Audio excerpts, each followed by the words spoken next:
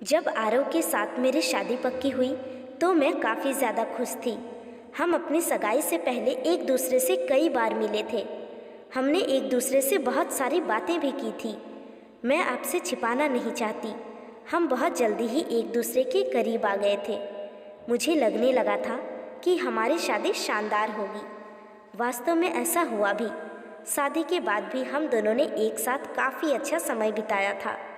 हालांकि मेरे पति अपने काम की वजह से ज़्यादातर समय व्यस्त ही रहते थे, लेकिन इसके बाद भी वह मेरे लिए समय निकालना नहीं भूलते थे। शादी के कुछ महीने बाद ही मैं गर्भवती हो गई। इस दौरान मेरी खुशी का कोई ठिकाना नहीं था।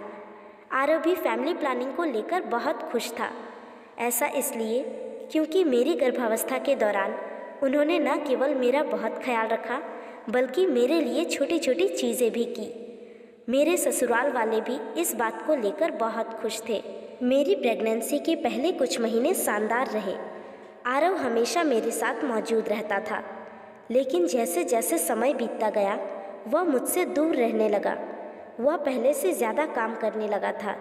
उसके पास शायद ही मेरे लिए समय होता था, लेकिन मुझे बेहतर महसूस कराने के लिए वह अक्सर फूल चॉकलेट लाता था, जो कि मेरे लिए बहुत संतोषजनक था। हमारी लाइफ में सब अच्छा चल ही रहा था कि अचानक एक दिन सब कुछ खत्म हो गया। दरअसल मैंने आरव के फ़ोन पर एक नोटिफिकेशन पॉपअप देखा था, जो किसी महिला ने उसे भेजा था। उस मैसेज में बेबी लिखा हुआ था।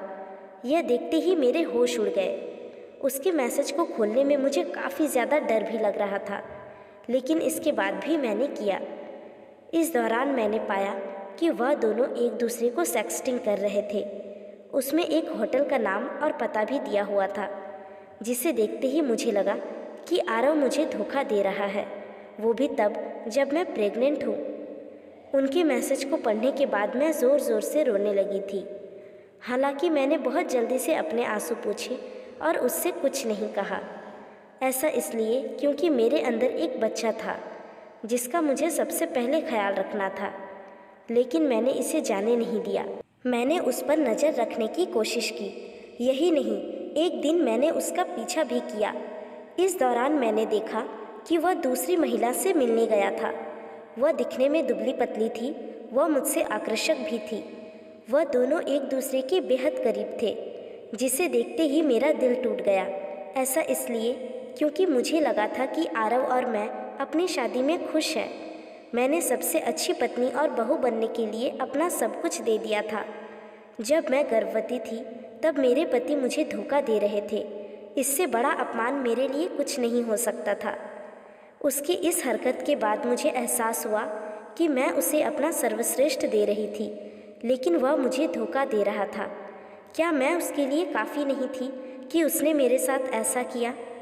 उस दिन घर वापस आने के बाद मैंने उससे इस बारे में बात की। वह उदास दिख रहा था।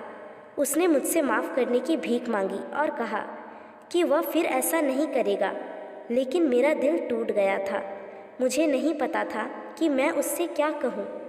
मुझे अपनी गर्भावस्था के दौरान अपने पति के समर्थन की पहले से कहीं ज़्यादा ज़रूरत थी, जिसकी वजह से मुझे उसे माफ़ करना पड़ा।